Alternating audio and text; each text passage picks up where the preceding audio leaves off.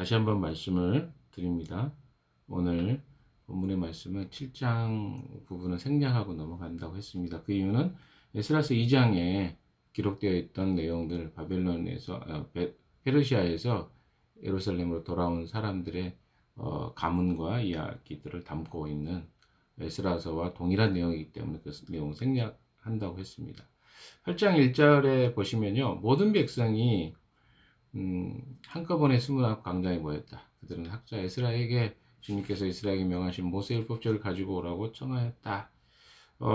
여기 부분에 보시면요, 백성들을 다 모이게 합니다.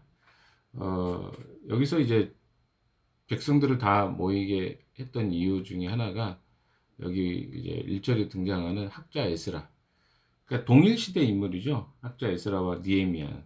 그래서 니에미야는 자신이 리더였지만 학자 에스라에게 또 하나님의 말씀인 율법책을 가지고 오라고 청했습니다. 그래서 그 율법책을 회중들 앞에서 읽게 할 요량이었던 거죠.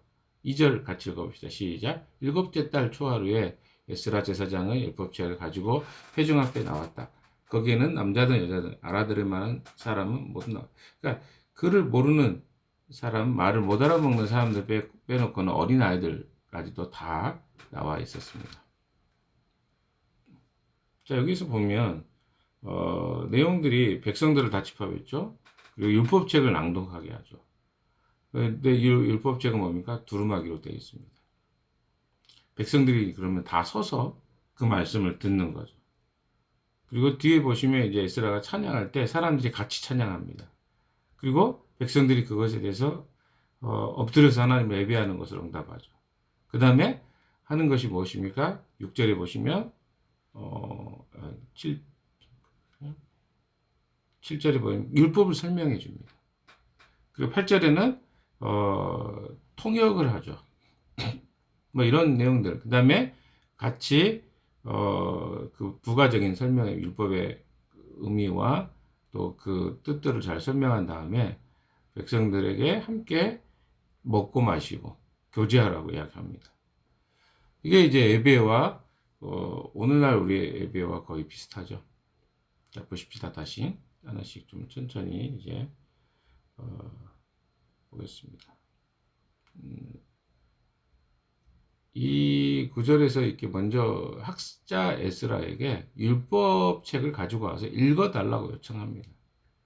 그래서 에스라 제사장이 율법책을 가지고 회중 앞에 나아갑니다. 사람들이 거기 다 나와 있죠. 3절에 보시면 남자든 여자든 알아들을 만한 모든 사람에게 언제부터? 아침 이른 새벽부터 정오까지 12시 큰 소리로 율법책을 읽어줍니다. 굉장히 긴 시간이 한 6시간 정도 되는 것 같습니다. 백성은 모두 율법책 읽는 소리에 귀를 기울였습니다. 4절에 보십시오. 같이 읽겠습니다. 시작. 학자 에스라는 임시로 만든 높은 단 위에 섰다. 그 오른쪽으로는 마띠다와 스마야와, 그러니까 혼자 선 게 아니라 같은 제사장들 같이 서 있죠. 여러 명이 같이 서 있습니다. 같이 읽는 거예요. 혼자 읽는 게 아니라. 그리고 학자 에스라는 높은 단에 서 있으므로 백성들은 모두 그가 책 펴는 것을 볼 수 있었습니다. 에스라가 책을 펴면 백성들은 모두 일어섰습니다. 그러니까 에스라가 이제 대표가 되고 같이 있었던 사람이 곳곳에 흩어져서 어때요? 한꺼번에 이 말씀을 읽는 것입니다. 6절에 에스라가 위대하신 하나님을 찬양하면 백성들은 모두 손을 들고 아멘 아멘 하고 응답하고 엎드려 얼굴을 대고 땅에 주님께 경배했습니다. 자, 이 부분들을 좀 보십시오. 6시간 동안이나 두루마기로 된 그 성경을 읽기 시작합니다. 율법을 읽기 시작하죠. 그 사람들은 다 서가지고 그걸 말씀을 들었습니다. 주의 깊게 들었다는 거죠. 아주 말씀에 집중해 있는 모습을 보게 됩니다. 그리고 또 에스라가 위대하신 하나님에 대해서 찬양하면 백성들도 다 같이 아멘이라면 저도 그렇게 생각합니다. 그런 뜻 아닙니까? 그래서 아멘 아멘 하고 응답합니다. 그리고 엎드려 얼굴을 땅에 대고 주님께 또 경배하는 모습을 보게 됩니다. 7절도 레이 사람인 예수아와 바니와 세레바와 야민과 야곱과 사부대와 호디아와 마아세야와 그리다와 아사라와 요사박과 하난과 분리하는 백성들이 레이 사람들이 함께 이제 거기서 율법을 설명해 주었습니다.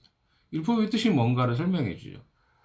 또 하나 했던 것은 8절에 하나님의 율법이 낭독될 때 그들이 통역을 하고, 통역을 왜 했을까요? 통역은요, 이 당시 사람들은, 제사장들은 히브리어를 읽은 겁니다. 근데, 이, 페르시아에서 돌아온 사람들은 히브리어를 잘 몰라요. 평생 외국에서 살았기 때문에 히브리어를 잘 모릅니다. 무슨 뜻인지 알 수 없겠죠. 그래서 통역이 필요한, 아람어로 통역이 필요합니다. 그래서 아람어로 통역을 해주면 백성들은 그 뜻을 이해하고 알아들을 수 있었습니다.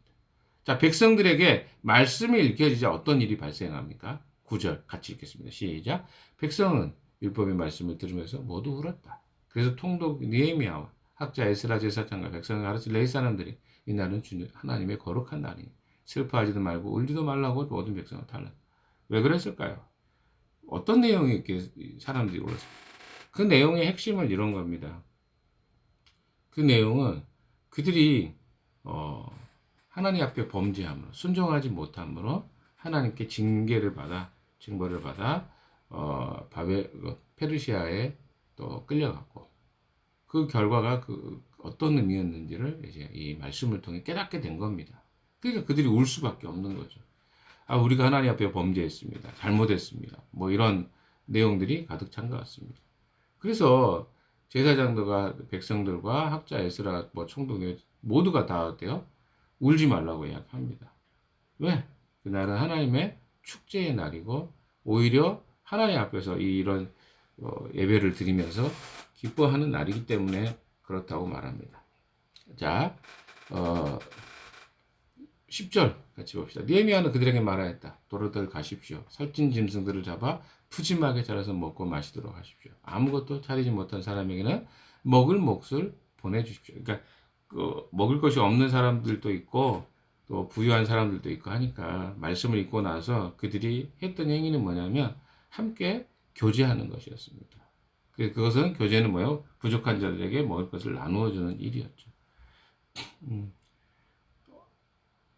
그들에게 뭐라고 합니까? 기뻐하라고 이야기합니다. 기뻐하면 힘이 생기는 법이니 슬퍼하지는 마십시오. 10절에 보시면 그런 내용이 나오죠.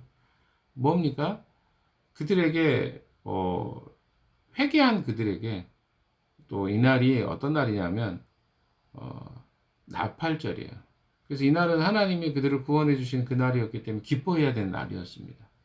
백성들이 근데 율법에 대한 불순종에 의해서 불순종에 대한 회개의 모습이 있었습니다. 물론 그런 것들이 그들에게 필요했습니다. 그러나 그날 또한 하나님이 구원해 주신 것을 이스라엘 백성들이 광야로 인도해 주셨던 하나님을 기뻐하는 그런 의미의 나팔절이었기 때문에 그 시간에 너무 슬퍼만 하지 말라고 이야기한 것입니다. 그리고 그들이 어떻습니까? 하나님의 긍휼과 자비로 인해서 그들에게 주어진 구원에 대해서 함께 즐거워하고 기뻐하라고 말씀했던 것입니다.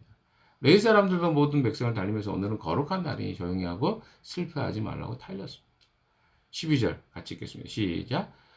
모든 백성은 배운 바를 밝히 깨달았으므로 돌아가서 먹고 마시며 없는 사람에게도 먹을 것을 나눠주면서 크게 기뻐하였다. 자, 말씀을 좀 정리해 봅시다. 12절 말씀을 그들은 삶에서 이해하게 됩니다.